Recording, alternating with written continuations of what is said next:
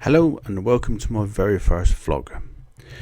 This episode focuses on part 1 of how to do note take, starting from a very weedy patch that has some very well established weeds on it, including couch grass, bindweed, dandelions and docks.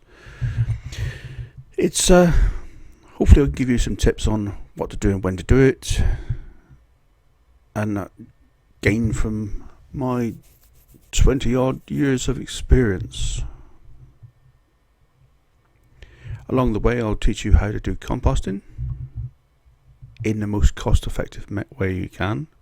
It's very easy with no-dig to buy in materials and spend a lot of money. Well, here I'm focusing on in-bed composting using materials that are ready available around you.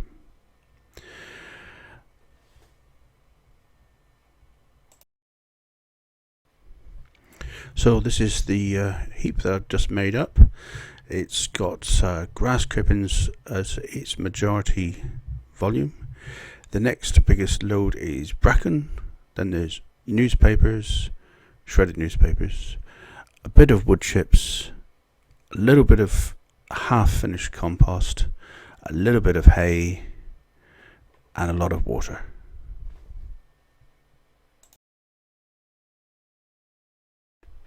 Now here we go with the second turn on the compost heap. If you can turn every 3 days, it keeps the air in the compost very well. It keeps the microbiology moving, and an active heap is a heap that will finish far quicker than if it's left anaerobically, which will also work, but it will just take a lot longer. That's all.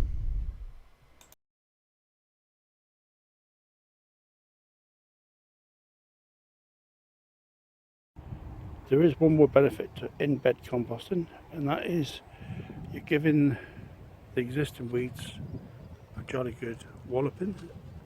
So you're very gradually starting the process of killing off the weeds. Having hot compost on top of it, weeds don't like that. Brilliant. Now, as well as doing the in-bed composting, there is of course covering your weeds with any sort of membrane.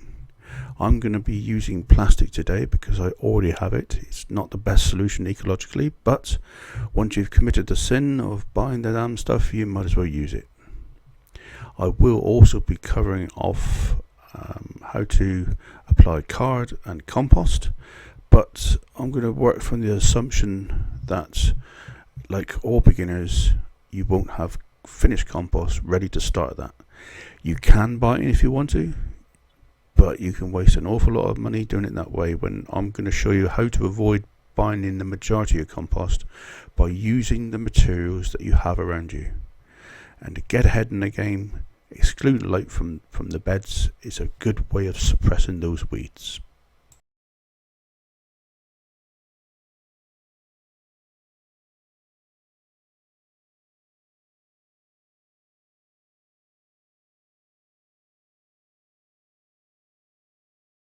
Right then, so the storms that have blighted us recently have abated, and now I've been able to rip up the carpet on these right hand beds.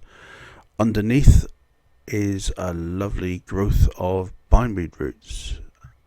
Now then, bindweed has the knack of travelling underneath membranes and growing along until it reaches light. Now, and as you can see, it's grown along under both beds, under the carpet, perfectly intact, and it will be under this carpet, and its original form will be inside the fruit cage.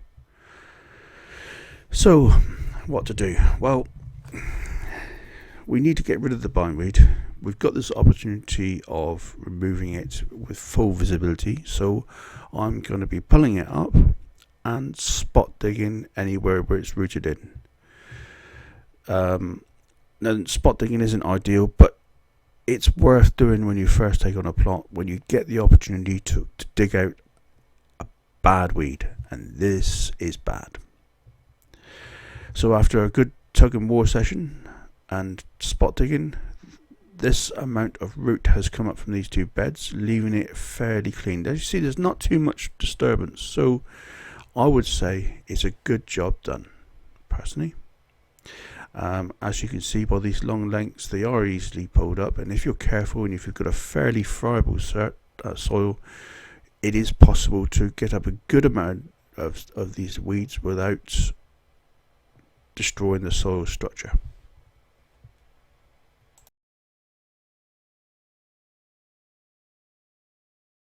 So these are the two finished beds, not too much soil disturbance. The bed on the right hand side will be put down to green manure, field beans, eventually chop and chop. We'll cover that later on. This bed will be put down to potatoes, and we're going to focus on the top half of it being in a back to Eden style.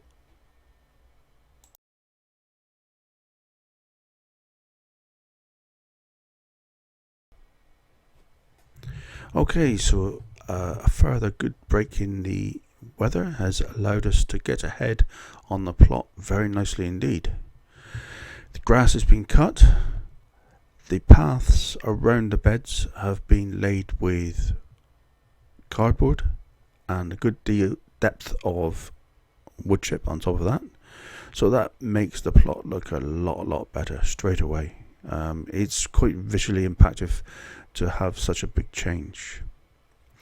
Now then, I'm now doing the fourth turn of the compost heap, in bed compost heap. It's starting to break down nicely, but the newspaper is a long way to go yet. But in time it will change, and it's all free. All the products are free, so we like free. But seriously, you can spend an awful lot of money on a plot buying in compost. Well, if you can do it for free, and you can do it on the beds that you're creating the vegetable growing on, that's perfect. And it also will depend on the time of year, of course. If you're trying to start a plot and grow crops immediately, it's just not going to work.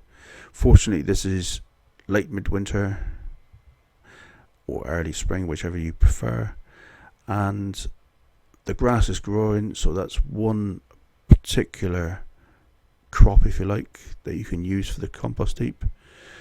And we don't need to use the beds just yet. What we're trying to do is set it all off, and the microbiology in the compost heap will only add to the bed's fertility.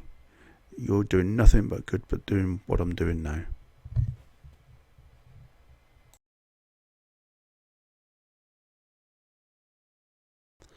So in summary, this has been a good 2-week session.